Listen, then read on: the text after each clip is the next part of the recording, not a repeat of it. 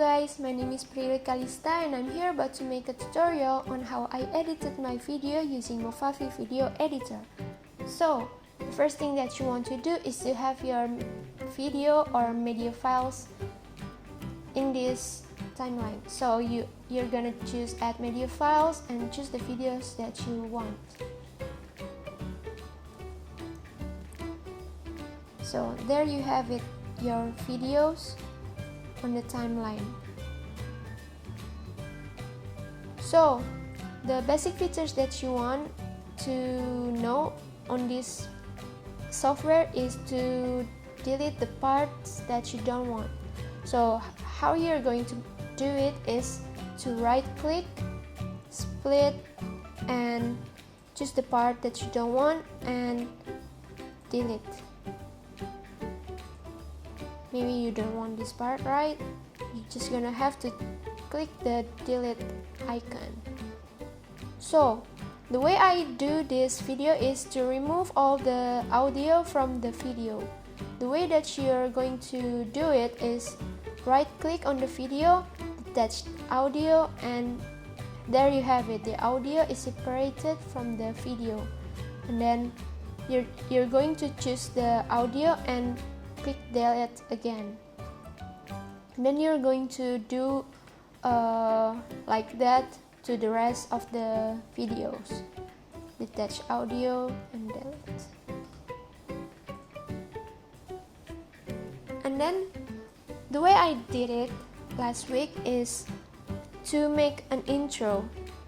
The way I did it is adding filter to the first video that I have here. I added blur filter to the video. The way that you're going to do it is drag the filter and release it on the video. Here you have it. The video is blurred.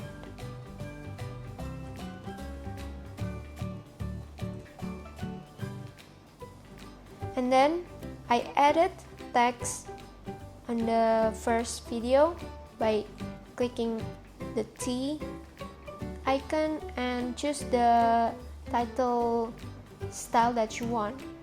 Trendy circle is the one that I chose last week. And then I'm going to drag it again and release it on the T timeline. So here you have it, the title style. You can edit the way you want. You can say, okay, I'm going to write the word that I wrote last week. It's SariWangi Milk Tea review. Yeah, something like that. Here is the preview. That's how I did it. So the next feature that you want is to add your background audio. And the way that you do it is to add media files again and choose the music that you want. The last week I used this, the Daily Moonlight background, and then it just gonna automatically appears on the timeline after you choose it. Yep. So next, another feature that you want is to add watermark on your video. The way that you do it is to choose this plus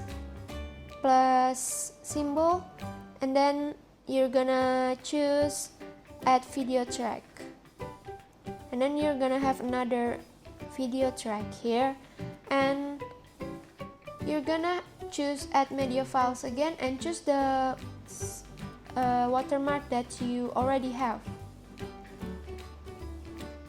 Last week I have this edited by myself, and if the media is appeared on another place, you can drag it by yourself here to the video track that you already have above the original video track. And then you're going to drag all the way to the end of the video.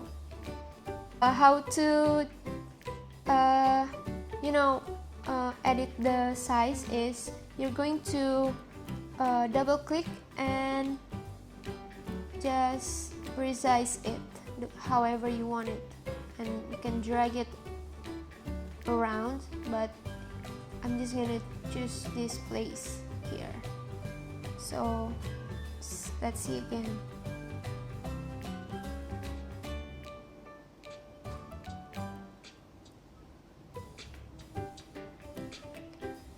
And then another feature that I used last week is to add filter again to the video. Just like what we did earlier, you can choose whatever filters that you want. You can have color filters, artistic filters, noise filters, but I'm just gonna choose color filters here. So the one that I chose last week, if I'm not mistaken, is oh my god, I forgot, but I think it was wood or Vermeer, I think. Or maybe Turner. I forgot, but yeah, you can choose whatever filters that you want. You're just gonna have to drag filters and release it on the video. So basically that's the basic features that you can do on this platform. You can add text, you can add filters, you can add transitions, but I didn't add transitions last week. So yeah, I think that's enough, because basically that's what I did on editing my video. I hope that this tutorial is quite useful for you. Hello again. So it turns out that I'm not quite finished yet with this video, because in short time I'm going to talk about what I have learned in this subject, content development and ecosystem subject. Before I knew anything about content development, I only saw content as a final product that we always see on the media. But as soon as I start learning, I began to know that content had gone through many processes before we see it on the media.